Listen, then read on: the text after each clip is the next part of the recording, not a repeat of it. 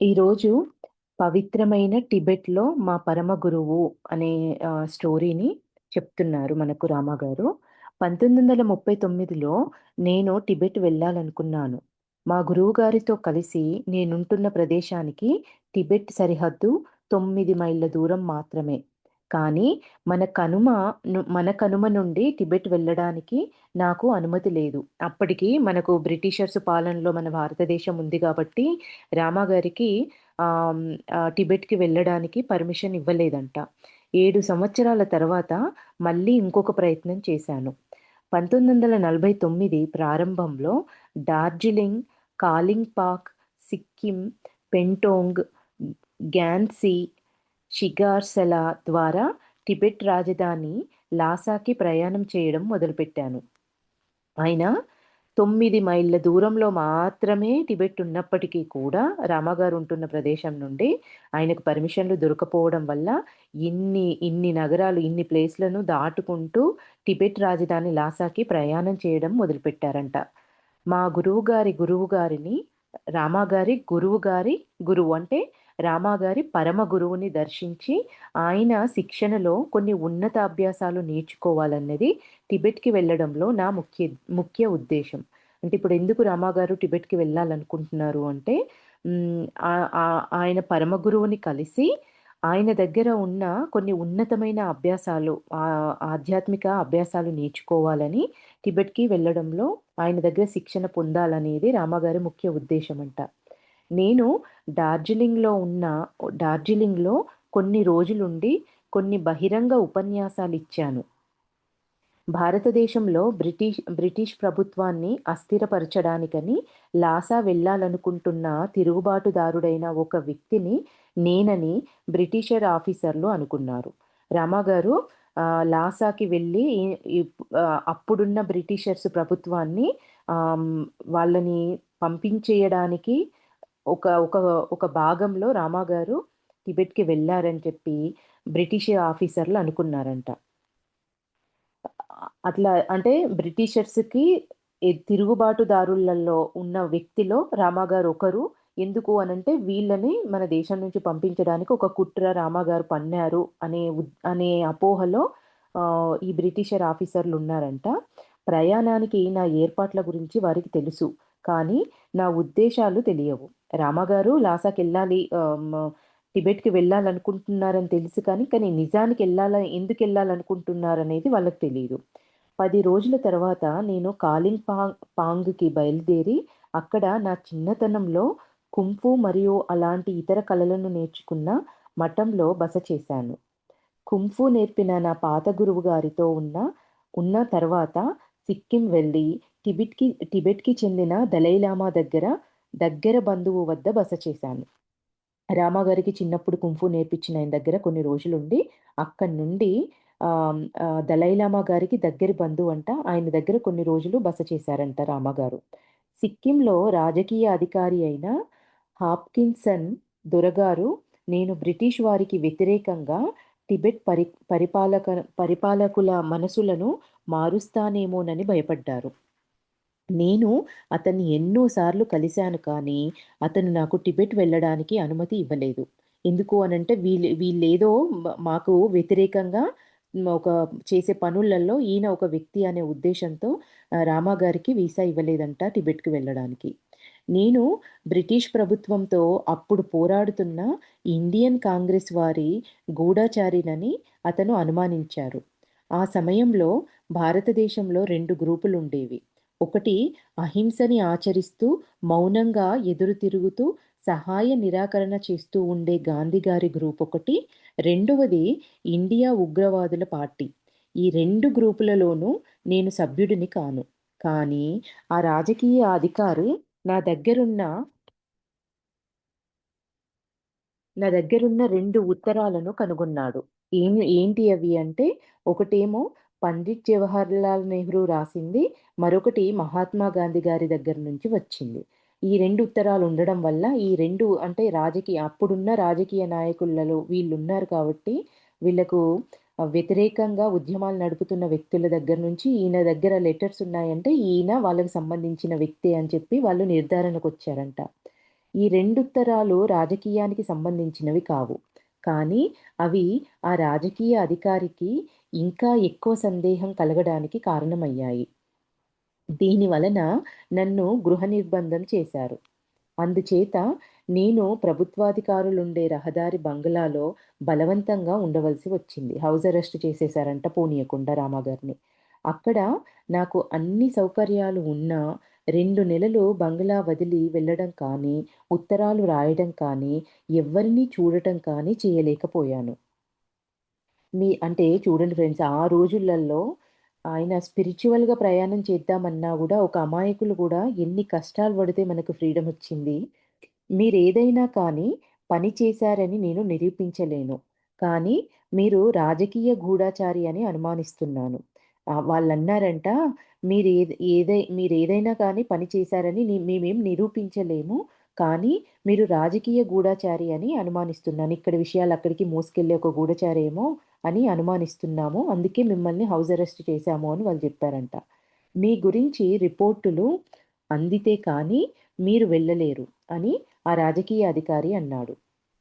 అంటే ఈయన ఈయనకి వీటితో ఎట్లాంటి సంబంధం లేదు. ఈయన ఒక మామూలు వ్యక్తే అని నిర్ధారణ అయితే తప్ప నువ్వు ఈ గృహ నిర్బంధం నుంచి నువ్వు బయటికి నిన్ను విడుదల చేయలేము అని జెప్పేసి ఆయన జెప్పేసారంట అధికారి. నేను అక్కడ గడిపిన సమయం వలన కనీసం టిబెట్ దేశ భాష నేర్చుకునే అవకాశం నాకు కలిగింది. అంటే ఒక ఒక ఒక నష్టంలో గూడా దాన్ని అనుకూలంగా ఎప్పుడైనా అంటారు కదా! మనకు సరికాని సమయంని కూడా మనకు అనుకూలంగా మార్చుకోవచ్చని ఆ 2 నెలల సమయంలో రామాగారు టిబెట్ దేశ భాషను నేర్చుకునే అవకాశం దొరికింది అని చెప్తున్నారు. అందువలన ఒకవేళ ఎప్పుడైనా టిబెట్‌కి వెళ్ళగలిగితే ఆ దేశస్థులతో బాగా మాట్లాడగలిగే అవకాశం కలిగింది. ఎప్పుడైనా వెళ్ళగలిగితే అక్కడి ఆ దేశ భాషతో అక్కడ ప్రజలతో మాట్లాడగలిగే అవకాశం నాకు ఈ 2 నెలల వల్ల దొరికింది అని చెప్తున్నారు. నేను చాలామంది అధికారులకి వరుసగా అభ్యర్థనలు చేసుకున్నప్పటికీ నన్ను విడుదల చేయమని ఎటువంటి ఉత్తర్వులు ఆ రాజకీయ అధికారికి అందలేదు. అందువలన 2 నెలల తర్వాత నేను రహస్యంగా వెళ్ళిపోవాలని నిశ్చయించుకున్నాను. అంటే ఎంతోమంది రామాగారికి తెలిసిన అధికారులతో ఎన్నో సార్లు రిక్వెస్ట్‌లు పెట్టించినప్పటికీ, అడిగినప్పటికీ కూడా వాళ్ళు రామాగారిని యాక్సెప్ట్ చేయలేదట. ఆయన నిర్దోషి అని చెప్పేసి వదిలేయడానికి ఒప్పుకోలేదంట. అందువలన ఇంకా రామాగారు డిసైడ్ అయ్యారు. వీళ్ళిట్లా వదిలిపెట్టరు. నేను ఇందులోనే ఉండిపోవాల్సొస్తుంది అని చెప్పేసి సీక్రెట్‌గా ఎస్కేప్ అయిపోవాలి అని చెప్పేసి డిసైడ్ అయిపోయారు రామాగారు. 2 నెలల తర్వాత నేను రహస్యంగా వెళ్ళిపోవాలని నిశ్చయించుకున్నాను. నేను ఒక కాపలా వాడి దగ్గర నుండి ఒక పొడుగైన కోటు, అంటే అది చాలా పాత మురికి అయిన కోటు అని జెప్తున్నారిక్కడ. దానితో నా ముఖాన్ని మరుగుపరుచుకోవడానికి ప్రయత్నించాను. ఒక చలి రాత్రి పదుగు 10, 11 గంటలకి డిప్యూటీలో ఉన్న కావలివాడు బాగా త్రాగి గాఢ నిద్రలో ఉన్నప్పుడు నా పొడుగైన టిబెట్ దేశపు కోటు వేసుకొని పెండాంగ్‌కి వెళ్ళిపోయాను. నేను వెళ్ళినప్పుడు తేదీ జూలై 15. అంటే అక్కడ సెక్యూరిటీగా పనిచేస్తున్న వ్యక్తి దగ్గర నుంచి, కాపలావాడి దగ్గర నుంచి ఒక పొడుగైన కోటు తీసుకున్నాడంట. ఆ సెక్యూరిటీ వాడు తాగి బాగా నిద్రలో ఉన్నప్పుడు కోటు వేసుకొని ఆయన మొహం కనిపించకుండా కవర్ చేసుకొని అక్కడి నుంచి వెళ్ళిపోయారంట. పెండాంగ్‌కి వెళ్ళిపోయాను అని చెప్తున్నారు. అదెప్పుడు జూలై 15 తారీఖు. నేను వెళ్ళే ముందు నేను ఢిల్లీ వెళ్తున్నానని చెప్పి ఒక చీటీని నా గదిలో బల్ల మీద ఉంచాను. రాసి పెట్టారంట నేను వెళ్ళిపోతున్నాను ఢిల్లీకి అని చెప్పి. ఇలాగ చెయ్యడం నా మనస్సాక్షిని కలవరపరచలేదు. ఎందుకంటే, నేను టిబెట్ వెళ్ళకుండా ఆపడం అధికారుల ప్రవర్తన న్యాయసమ్మతంగా లేదని నాకనిపించింది. అంటే నేనేం తప్పు చెయ్యట్లేదు అని మనస్సాక్షిగా రామాగారికి అనిపిచ్చిందంట. ఎందుకు అనంటే, నేనది కాదు అని చెప్పేసి వాళ్ళకి ఎన్ని రకాలుగా నిరూపణ చేసుకున్నప్పటికీ కూడా, వాళ్ళు ఇంటెన్షనల్‌గా నా మీద నన్నిట్లుంచుతున్నారు. ఇది వాళ్ళు న్యాయంగా ప్రవర్తించలేదు అని రామాగారికి అనిపిచ్చిందంట. ఇట్లా అన్యాయంగా ప్రవర్తించే వారి పట్ల మనము ఆహ్, వాళ్ళకి సరైన సమాధానం చెప్పాలంటే ఇక్కడి నుంచి వెళ్ళిపోవడమే అనేది వెళ్ళిపోవాలి అని రామాగారు డిసైడ్ అయిపోయి వెళ్ళిపోయాను అని చెప్తున్నారు.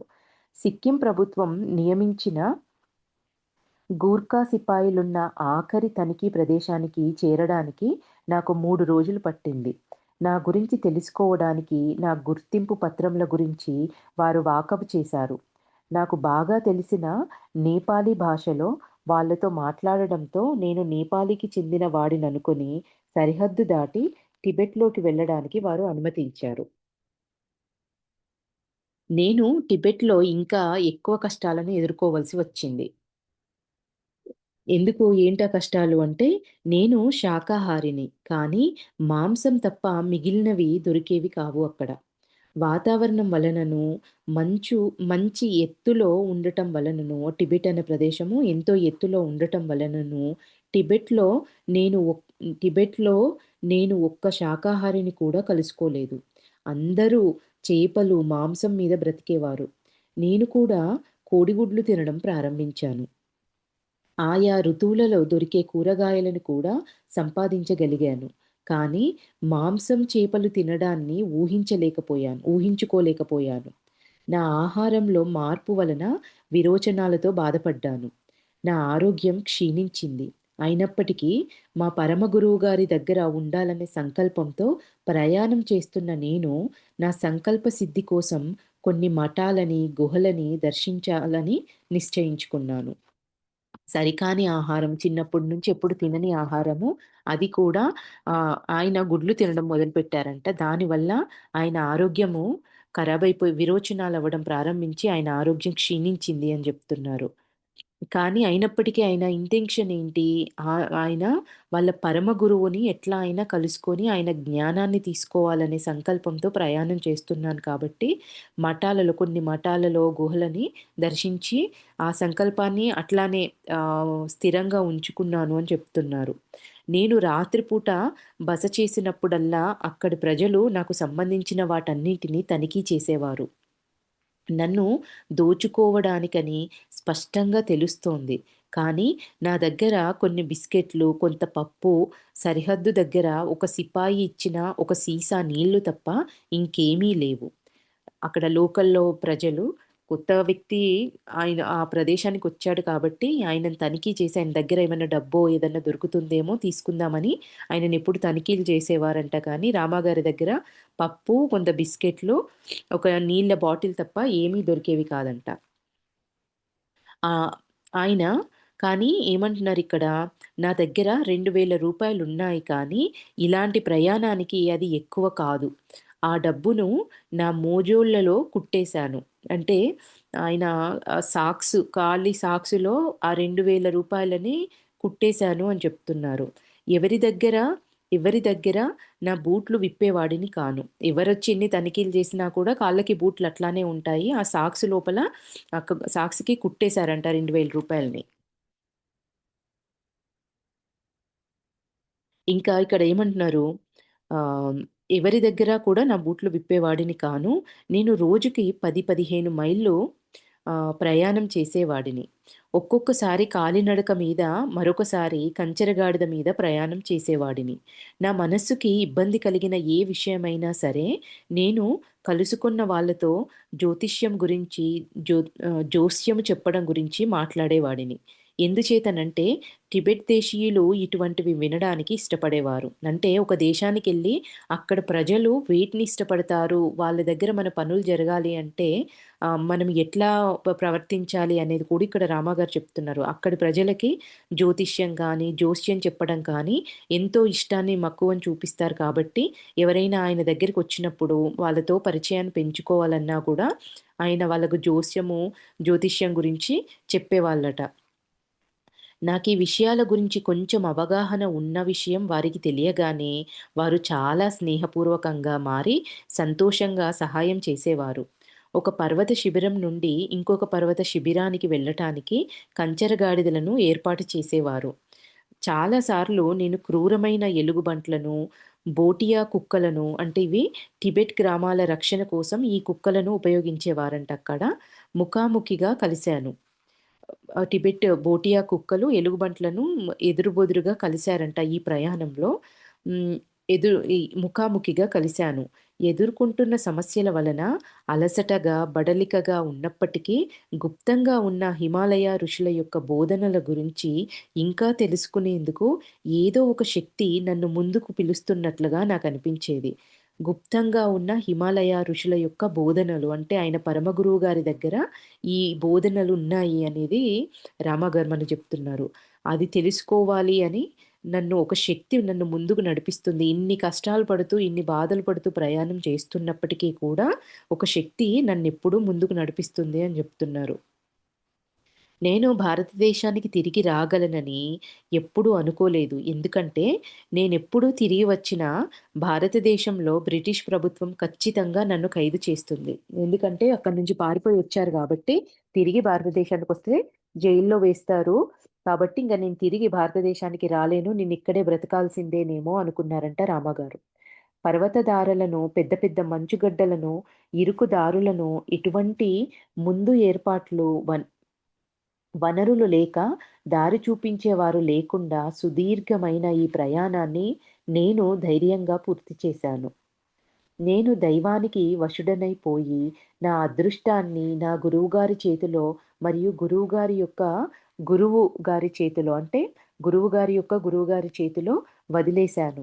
ఒకవేళ నేను దారి తప్పితే వారు నన్ను రక్షించి సహాయపడతారని పూర్తి నమ్మకం నాకుంది. ఆ రోజులలో నేను చాలా నిర్భయంగా ఉండేవాడిని. మృత్యు అంటే నాకు భయం లేదు. నా గురువుగారి యొక్క గురువుగారిని చూడాలనేది నా బలీయమైన కోరిక. ఆయనతో కొంతకాలం గడపడం నా ప్రథమ కర్తవ్యమని భావించాను.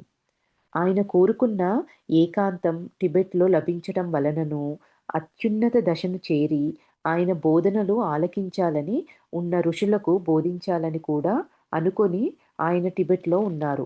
వాళ్ళ పరమ గురువుగారు టిబెట్‌లో ఎందుకున్నారు అంటే ఆయనతో ఆయన కోరుకున్న ఏకాంతము టిబెట్‌లో లభించడం వలనను, అత్యున్నత దశకి చేరి ఆయన మన భారతీయ వ్యక్తి అయినప్పటికీ కూడా ఇందుకోసం ఏకాంతం అక్కడ ఏకాంతం దొరుకుతుంది అని చెప్పి అత్యున్నత దశ చేరి ఆయన బోధనలు ఆలకించాలని ఉన్న ఋషులకు అంటే ఆయన బోధనలు తీసుకోవాలనే ఋషులకు బోధించాలనే కోరిక వలన వాళ్ళ పరమ గురువుగారు టిబెట్‌లో ఉన్నారంట. ఆయనను కలుసుకోవాలని నేను చాలా ఆతృతతో ఉన్నాను. హరియా ఖాన్ బాబా హిమాలయాలలో ఉండే ఇతర ఋషులు ఆయన వద్ద చాలా సంవత్సరాలు విద్యనభ్యసించారు. కుమయూన్ కొండలలో ప్రసిద్ధికెక్కిన హిమాలయాల యొక్క శాశ్వతమైన బాబాజీగా ఎన్ ఎంచబడే హరియా ఖాన్ బాబాకి నా గురువుగారి యొక్క గురువుగారే విద్య నేర్పారు. అది నిరంతరం నా కోరికలను బలపరిచి, చివరికి ఈ సాహస కృత్యానికి దారితీసింది. అంటే ఇంతమంది మా పరమ గురువు గారి దగ్గర జ్ఞానాన్ని మళ్ళీ ఆ హరియా ఖాన్ బాబా అంటే చాలా ఉన్నతమైన స్థితిలో ఉన్న వ్యక్తి. ఇంతమంది మా పరమ గురువు గారిని కలుసుకొని ఆయన దగ్గర ఎంతో ఉత్కృష్టమైన విద్యను నేర్చుకున్నారు. కొంత గూఢ విద్య కూడా ఉంది. ఎట్లా అయినా ఇన్ని బాధలు పడ్డప్పటికీ కూడా నేను ఆయన దగ్గరికెళ్ళి ఆయన జ్ఞానాన్ని నేను తెలుసుకోవాలి అని చెప్పేసి ఈ సాహసానికి నేను ఒడిగట్టాను అని జెప్తున్నారు అమ్మగారు. 2 నెలలు శ్రమపడి ప్రయాణం చేసిన తర్వాత నేను లాసా చేరుకున్నాను. నేనక్కడ నివసించే రోమన్ క్యాథలిక్ మత గురువుని కలుసుకున్నాను. అతను తన చిన్న ఇంటికి నన్ను తీసుకొని వెళ్ళాడు. ఆ ఇల్లు చర్చిగా కూడా ఉపయోగపడేది. ఇంకొక ఇద్దరు మత ప్రచారకులతో అతను ఆ ఇంట్లో ఉండేవాడు. అంటే మత ప్రచారకులు అప్పటికే మత ప్రచారం అనేది మొదలైంది రోమన్ క్యాథలిక్‌లో. లాసాలో క్యాథలిక్ మత ప్రచారకులు వీరు ముగ్గురే. ఆ ప్లేస్‌లో ఉన్న క్యాథలిక్ మత ప్రచారకులు వీళ్ళు ముగ్గురు అంట. వీళ్ళు ముగ్గురే అక్కడ ప్రచారం చేస్తున్నారు అని జెప్తున్నారు. అందువలన టిబెట్ ప్రభుత్వం వారు చేసే పనులపై నిఘా ఉంచేది. విశ్రాంతి తీసుకుంటూ, తిరిగి నా శక్తిని పుంజుకుంటూ వాళ్ళతో నేను 10 రోజులు గడిపాను. అప్పటికి సిక్కింలో ఉన్న ప్రభుత్వ అధికారికి భారతదేశంలోని పోలీసులకు నేను టిబెట్‌లో ఉన్నట్టు తెలిసిపోయింది. ఇండియాలో నా కేసుని సీఐడీ శాఖకు అప్పగించేశారు. ఏకంగా సీఐడీ దాకెళ్ళిపోయింది రామాగారి కేసు.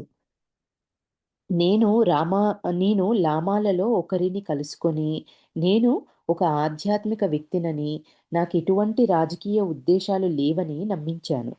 నేను లామాతో 15 రోజులున్న తర్వాత ఆఖరికి అతను భారతదేశంలోని రాజకీయ ఆందోళనలతో నాకెటువంటి అంటే భారతదేశంలో ఏం జరుగుతుంది అనే వార్తలు ఇక్కడ వీళ్ళకి కూడా తెలిసిపోయాయన్నట్టు.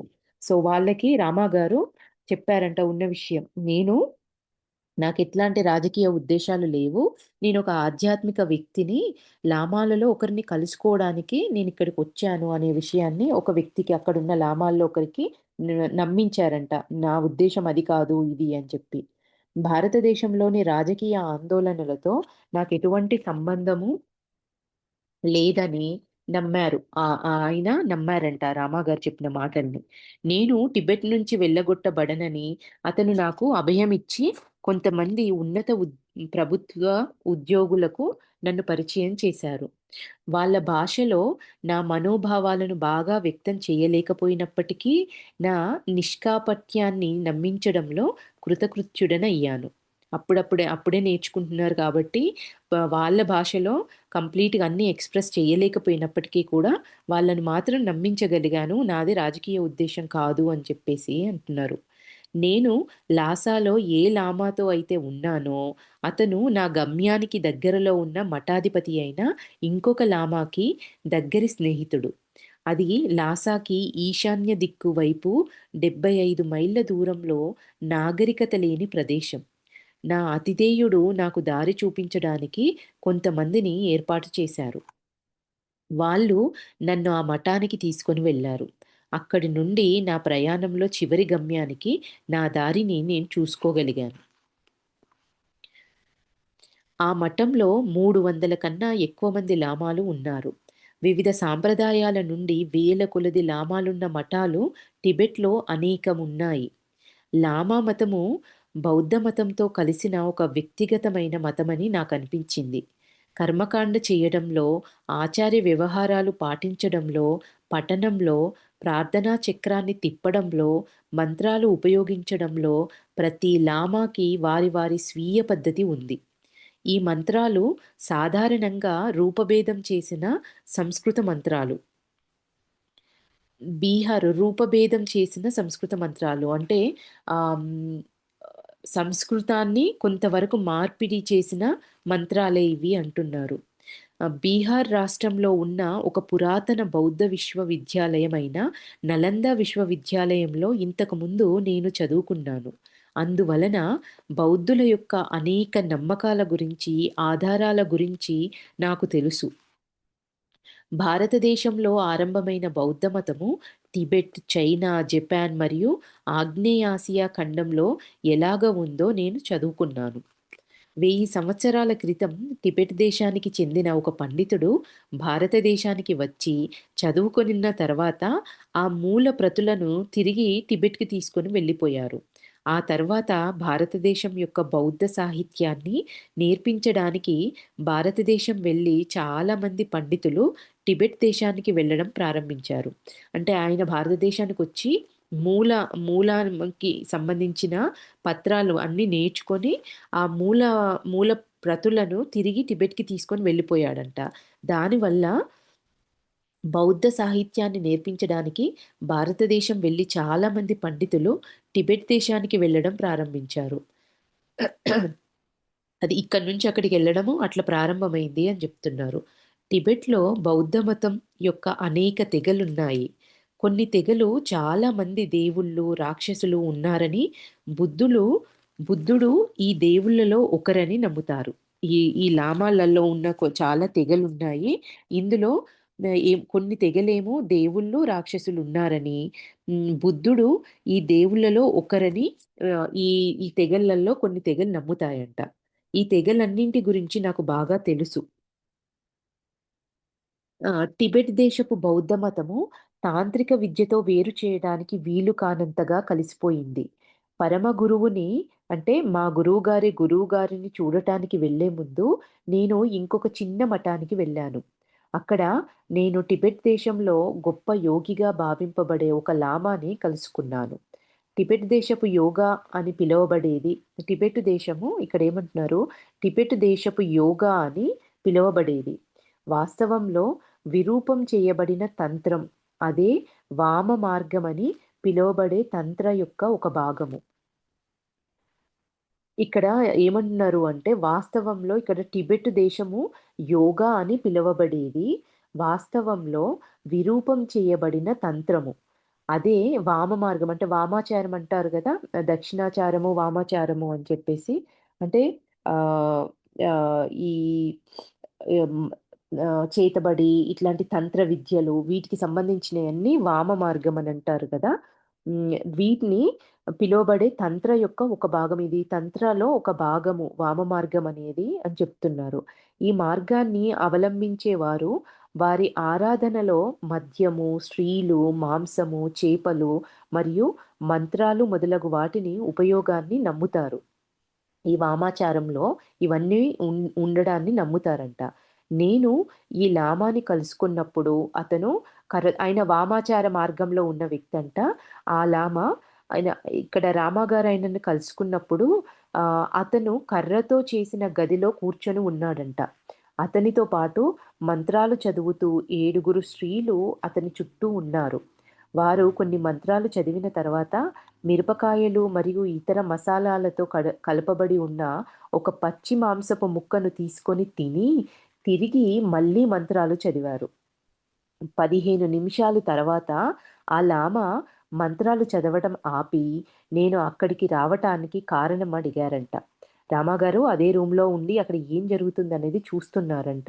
ఇదంతా రామగారు అక్కడ నిలబడి చూస్తూ ఇది చూస్తున్నప్పుడు ఆ వ్యక్తి మంత్రాలు చదవడాన్ని ఆపి, "నువ్విక్కడికి ఎందుకొచ్చావని" జెప్పేసి రామగారిని అడిగారంట. నేను నవ్వి, "అతన్ని చూడటానికి వచ్చానని" చెప్పాను. కాదు, కాదు. అది నిజం కాదు. మీ పేరు ఫలానాది. మీరు మారువేషంలో ఉన్నారు. సిక్కిం పోలీసులు మిమ్మల్ని వెతుకుతున్నారు అని అతనన్నాడు. అంటే ఆయనకి ఈ ఈ వామాచార పద్ధతిలో ఉన్న అంటే అందులో గూడా శక్తులుంటాయి కదా! రామగారిని చూడగానే ఆయనసలు ఎవరు? ఎక్కడి నుంచొచ్చారు? ఏ పని మీదొచ్చారు? మొత్తము ఆయన చెప్పేసారంట. అతను ఇదంతా చాలా కోపంగా చెప్పారు. ఎందుకంటే, అతను ఆరాధించే పద్ధతి అదే సమయంలో పచ్చి మాంసాన్ని తినడాన్ని నేను నిరసిస్తున్నానని ఆయనకు తెలుసు. అంటే రామగారు మనసులో ఏమనుకుంటున్నారు, ఆయనకు నచ్చట్లేదు. ఇది చెయ్యకూడని పని అని చెప్పేసి రామగారి అనుకునే ఆ మాటలు, ఆ వైబ్రేషన్ గాని ఆయన పసిగట్టారు. సో, ఆయన చాలా కోపంగా, ఉగ్రంగా ఇవన్నీ చెప్పారంట రామగారితో. అతను నా ఆలోచనలను పసికట్టడం నన్ను భయపెట్టింది. కానీ అతను ఇలాగ చెయ్యగలగడం నన్ను ఆశ్చర్యపరచలేదు. అంటే వాళ్ళకి అట్లాంటి శక్తులుంటాయి అన్న విషయం రామాగారికి తెలుసన్నట్టు. ఎందుకంటే ఇంతకు ముందే ఇతరుల ఆలోచనలను పసిగట్టగలిగే చాలా మందిని నేను కలుసుకున్నాను. ఇతరుల ఆలోచనలను చదివే కార్యాచరణ క్రమం గురించి నాకు తెలుసు. తంత్రము గురించి ఇంకా నేర్చుకోవాలని అతని దేశంలో ఉన్నానని నేను చాలా నమ్రతతో చెప్పాను. అంటే ఆయన ప్రాక్టీస్ చేసే విద్యనే నేను ఇంకా బాగా నేర్చుకోవాలి, ఇంకా ఉన్నతంగా నేర్చుకోవాలనే ఉద్దేశ్యంతో నేను ఈ దేశంలో ఉన్నాను అని చెప్పేసి వినయంగా చెప్పారంట రామగారు. ఈ యోగి ఒక తాంత్రికుడు. అతను ఈ ఆరాధన గురించి అతను రాసిన పుస్తకాన్ని నాకు చదవడానికి ఇచ్చారు. సో, ఇంకా బాగా నేర్చుకోవాలనుకుంటున్నావు గదా నువ్వు, ఈ బుక్కుని చదువు అని జెప్పేసి ఆయనిచ్చారంట రామగారికి. ఈ యోగి ఒక తాంత్రికుడు. అతను ఈ ఆరాధన గురించి అతను రాసిన పుస్తకాన్ని నాకు చదవడానికి ఇచ్చారు. కానీ ముందే దానిని నేను చదివేశాను. రామగారు అంతకన్నా ముందే దీని గురించి అన్నీ తెలుసుకున్నారంట.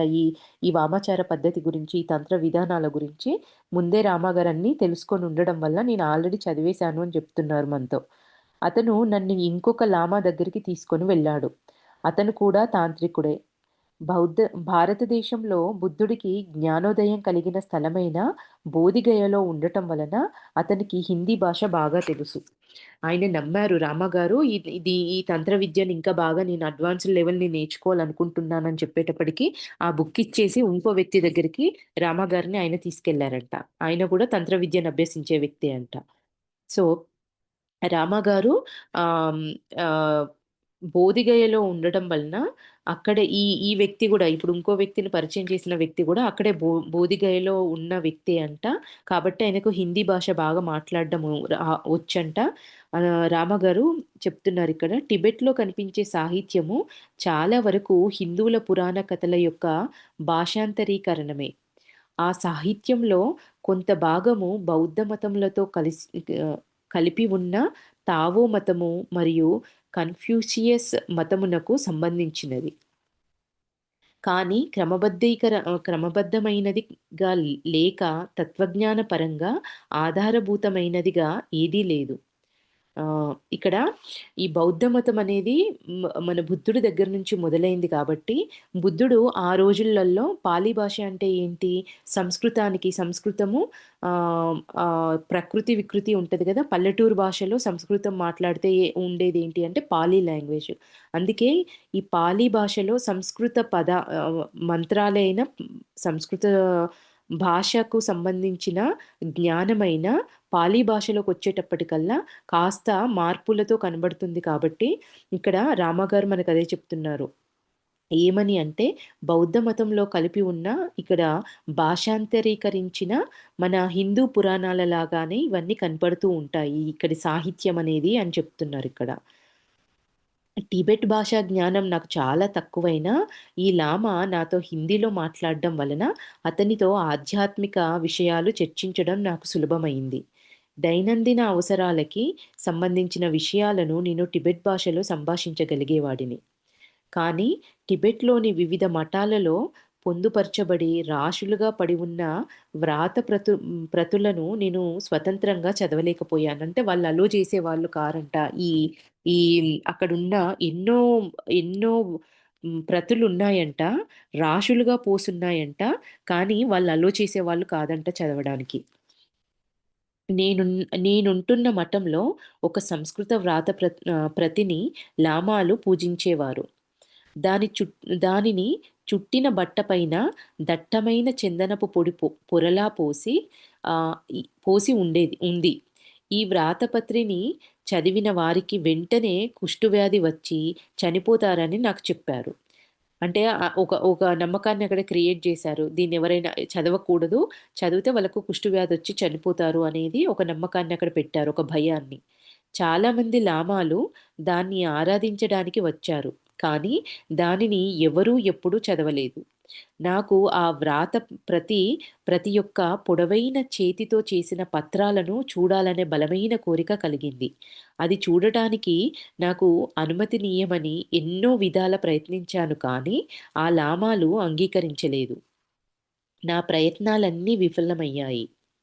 నాకొక లోకోక్తి గుర్తుకు వచ్చింది. అదేమిటంటే, వ్రాత పుస్తకాలు వాటిని చదివిన వారికి చెందుతాయి. వ్రాత పుస్తకాలు వాటిని చదివిన వారికి చెందుతాయి. వాటికి సొంతదారు అయిన అందులో ఏముందో తెలియని అవివేకులకు చెందవు. అంటే అక్కడ పోసి దాని మీద అంత చందనం జల్లి పూజలు చేస్తున్నారు. కానీ ఇక్కడ రామగారు ఏమంటున్నారు, ఎవరైతే చదువుతారో వాళ్ళకవి చెందుతాయి. అవి నా దగ్గర పెట్టుకొని నేను నిత్యం పూజ చేసినంత మాత్రాన అవి నావవ్వవు అంటున్నారిక్కడ. అంటే ఇదొక లోకోక్తి అని చెప్తున్నారు. నేను దానిని చదవడం ఇక్కడ ఏం చేస్తుందో నెక్స్టు ఆహ్ వాటికి సొంతదారు అయినా అందులో ఏముందో తెలియని అవివేకులకు అవి చెందవు. తెల్లవారుజామున 3 గంటలకి మఠం లోపలి భాగానికి వెళ్ళాను. రామగారికి అవి చదవాలని విపరీతమైన కోరిక కలిగింది గదా! ఇంకెట్లా వదిలిపెట్టేది లేదు. ఆయన తెల్లవారుజామున 3 గంటలకి మఠం లోపలి భాగానికి వెళ్లారంట. అక్కడ చాలా దీపాలు వెలుగుతున్నాయి. 7 పట్టు వస్త్రాలతో చుట్టబడియున్న వ్రాతపత్రిని తెరిచాను. నేను దానిని చదవడం ప్రారంభించగానే అది లింగ పురాణంలో ఒక భాగంగా గుర్తించి ఆశ్చర్యపోయాను.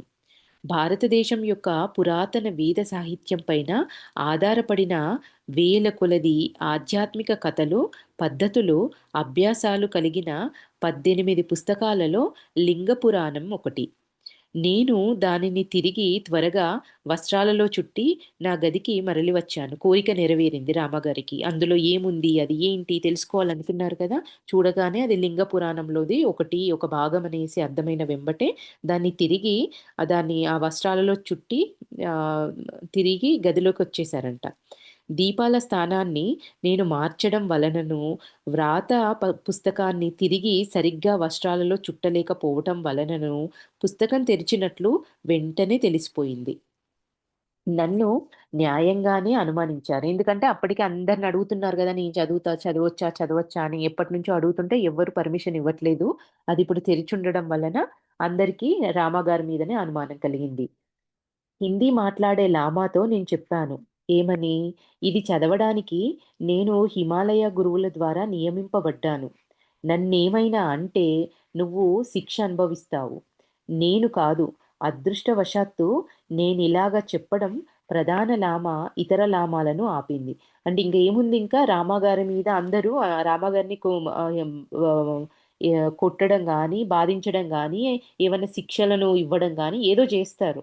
సో, దానికి రామగారు ఏం జేస్తున్నారు, నేను ఆ పరమ గురువులు హిమాలయాల గురువుల ద్వారా నియమించబడ్డాను. దేనికి? ఇది చదవడానికి నేను నియమించబడ్డాను. నన్నేమైనా అంటే మీరందరూ శిక్షను అనుభవిస్తారు. ఇక్కడ నేను కాదిది. అదృష్టవశాత్తు నేనిలాగ చెప్పడం అక్కడ అంటే ప్రధాన లామా ఇతర లామాలను ఇది ఆపిందంట. ఈ విషయం వినగానే. లేకపోతే వారు నన్ను చనిపోయేటట్లు కొట్టేవారు. నిషేధించబడిన ఆ పుస్తకాన్ని తెరిచినా నాకేమీ కాలేదని నేను నిరూపించాను. అంటే నాకేం కాలేదు చూడండి. అంటే ఆ పరమ గురువులు, హిమాలయ గురువులు నన్ను ఇది చదవడానికే ఇక్కడికి పంపించారు అని చెప్పడానికి దీన్నొక ప్రూఫ్‌గా తీసుకున్నారు రామగారు నాకేం కాలేదు అని. అది తెరవడానికి నేను అధికారమును పొందానని, నేను చెప్పిన దానికి ఇదే నిదర్శనమని వారిని నమ్మించగలిగాను. గొప్ప శక్తివంతుడు, జ్ఞాని అయిన ఒక యువలామ భారతదేశంలోని బుద్ధగయ నుండి వచ్చారని చెప్తూ వారు ఒక వదంతిని ప్రారంభించారు. ఇప్పుడు నెక్స్ట్ ఏంటి మళ్ళీ ఇంకా ఎంతో గొప్ప శక్తివంతమైన వాడు జ్ఞాని, యువలామ భారతదేశం నుంచి బుద్ధగయ నుంచి వచ్చారని మళ్ళీ ఇంకోటి ఏమంటారు ఇంకో వదంతి స్టార్ట్ అయింది. సో, వెంబటే టిబెట్‌లో నాకు మార్గదర్శకులుగా ఉన్నవారు నన్ను అక్కడి నుంచి వెళ్ళిపొమ్మని సలహా ఇచ్చారు. అందువలన నేను నా గమ్యానికి బయలుదేరాను. ఒక్కొక్కసారి ఆధ్యాత్మిక మార్గంలో సంపూర్ణమైన అజ్ఞానము గుప్త జ్ఞానముగా అంగీకరింపబడుతుంది. లోకులు వారి మూఢనమ్మకాలను పరిశీలించుకోవడానికి ఇష్టపడరు. మూఢభక్తి, మూఢ విశ్వాసము ఇంతకు ముందు నేను చూశాను. ఇట్లాంటివి నేను ఇంతకు ముందు ఎన్నో చూశాను. ఒక్కోసారి ఇట్లాంటి అజ్ఞానము, మూఢభక్తి అనేది జ్ఞానంగా మనకు కనబడుతూ ఉంటుంది అనేది అక్కడున్న వాళ్ళు ఈ మూఢనమ్మకాలను కనీసం నేనిది మూఢంగా నేను నమ్ముతున్నానా? ఇది సరైందేనా? అని కూడా పరిశీలించుకోవడానికి ఇష్టపడరు అనేది రామగారు చెప్తున్నారు. ఆఖరికి నేను పరమగురువు గారిని కలుసుకున్నప్పుడు ఆయన నన్ను కౌగిలించుకొని, "నువ్వు చాలా అలసిపోయావు. చాలా సమస్యలను ఎదుర్కొన్నావు. జ్ఞాన మార్గం అతి క్లిష్టమైనది. దానిని పొందడం అతి కష్టమైన పని" అని అన్నారు. అంటే ఆయనకన్నీ తెలిసిపోతాయి. పరమ గురువు, వాళ్ళ గురువు గారి గురువు అంటే ఇంక రామగారిని చూడగానే ఆయనకన్నీ అర్థమైపోయి ఉంటాయి గదా! ఇవన్నీ అందుకే అన్నారంట. "ఎంతో అలసిపోయావు, ఎంతో కష్టపడి నువ్విక్కడి దాకా వచ్చావు" అని చెప్పేసి ఆయనను కౌగిలించుకొని చెప్పారంట. ఇంకా జ్ఞాన మార్గం అనేది అంత సులభమైంది ఏమీ కాదు. అది అతి క్లిష్టమైంది అని కూడా చెప్పారంట. నా ప్రయాణం గురించి అంతా ఆయనకు వివరించిన తర్వాత, ఆయన నన్ను స్నానం చేసి సేద తీర్చుకోమని చెప్పారు. అలసట కలిగించే సుదీర్ఘ ప్రయాణంతో నాకు విసుగు కలిగింది. నా అన్ని సాధనలు, అన్ని యోగాభ్యాసాలు ఉపేక్ష చేయబడ్డాయి.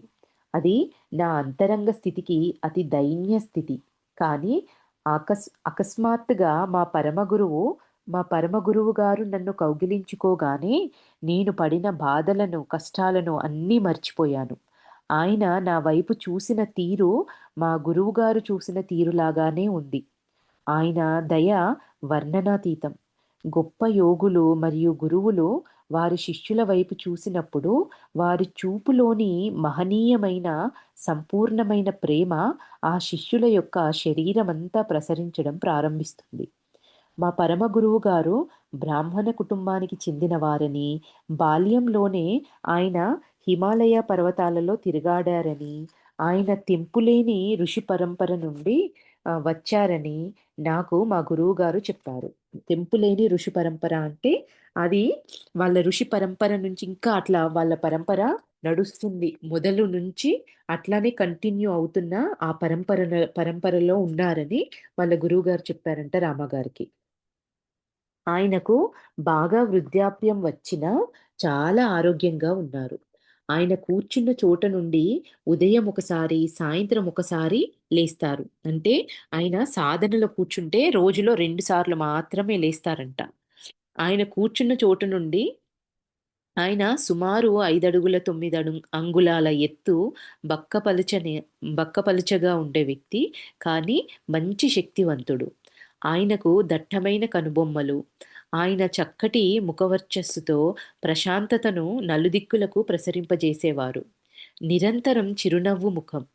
అప్పుడప్పుడు బార్లీ జావ మీద ఎక్కువగా యాక్ జంతువు పాలతోనూ జీవించేవారు. అలా అక్కడుండేవి ఎక్కువ యాక్‌లే ఉంటాయి గదా! ఆ జంతు పాలతో జీవించేవారు. అరుదుగా కొందరు లామాలు వచ్చి ఆయన వద్ద అధ్యయనం చేసేవారు. 7,500 అడుగుల ఎత్తులో ఉన్న సహజ గుహలో ఆయన నివసించేవారు. దానిలోని తేమ పోవటానికి, పాలు, నీరు కాచుకోవటానికి ఆయన నిప్పు వాడుకునేవారు. ఆయన గుహ ముందు ఆయన శిష్యులు మంచి కర్రతో ద్వారమంటపం చేశారు. పొడవైన పర్వత శ్రేణులను, అనంత ఆకాశాన్ని చూడటానికది మాకు చక్కని ప్రదేశం. మా పరమగురువు గారితో నేనున్నప్పుడు నేను ఎన్నో ఉన్నత స్థాయి, ఆ పైన అభ్యాసాల గురించి ఆయనను ప్రశ్నించాను. నా ప్రశ్నలన్నింటికీ సమాధానాలు లభించాయి.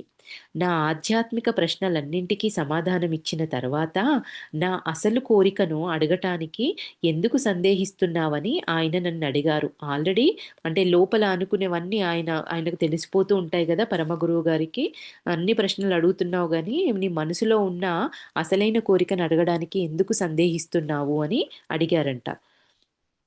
కంపిస్తున్న స్వరంతో నేనన్నాను, "పరకాయ ప్రవేశం యొక్క ప్రయోగ విధానం అర్థం చేసుకోగలిగేట్లు నాకు నమ్మకం కలగజేయండి" అని అడిగారంట. అంటే ఆ విధానము పూర్తిగా అర్థమయ్యేలాగా నాకు తెలియజేయండి అని జెప్పేసి అడిగారంట. దానికి వాళ్ళ పరమగురువు గారు సరే అన్నారంట. మర్నాడు పొద్దుటే అతని లామా శిష్యులలో ఒకతను ఆయనను చూడటానికి వచ్చాడు. అప్పుడు ఉదయం 9, 9:30 గంటలవుతున్నది. మా పరమగురువు గారన్నారు, "మీకు జ్ఞానాన్ని ఇవ్వబోతున్నాను. మీకు ఒకటి రుజువు చేస్తాను." తన శరీరాన్ని వదిలిపెట్టి ఇంకొకరి శరీరంలోకి ప్రవేశించి, తిరిగి మళ్ళీ తన శరీరానికి రాగలనని అతను చెప్పారు. తన ఇష్టప్రకారం శరీరాన్ని మార్చుకోగలనని అతనన్నారు. నా మనసులో ఆలోచన తళుక్కుమంది. ఆయన తన శరీరాన్ని వదిలి పెట్టాలని, దానిని నేను నిమజ్జనం చేయటం కానీ, పాతిపెట్టడం గానీ చెయ్యాలని ఆయన అనుకుంటున్నారు అని. ఇక్కడ మరునాడు పొద్దున్నే శిష్యులు లామా శిష్యులలో ఒకతను ఆయనను చూడ్డానికొచ్చారంట. అప్పుడు 9:30, 9 అవుతుంది. మా పరమగురువు గారన్నారు, "మీకు జ్ఞానాన్ని ఇవ్వబోతున్నాను. మీకు ఒకటి రుజువు చేస్తాను. తన శరీరాన్ని వదిలిపెట్టి ఇంకొకరి శరీరంలోకి ప్రవేశించి తిరిగి మళ్ళీ తన శరీరంలోకి రాగలనని" చెప్పారంట వాళ్ళ గురువుగారు. తన ఇష్టప్రకారం శరీరాన్ని మార్చుకోగలనని అతనన్నాడంట. నా మనసు ఇక్కడ ఇది చాలా పెద్ద స్టోరీ. దీన్ని ఈ రోజుకి ఇక్కడికి ఆపుదాము. మళ్ళీ నెక్స్ట్ దీన్ని కంటిన్యూ చేసుకుందాము.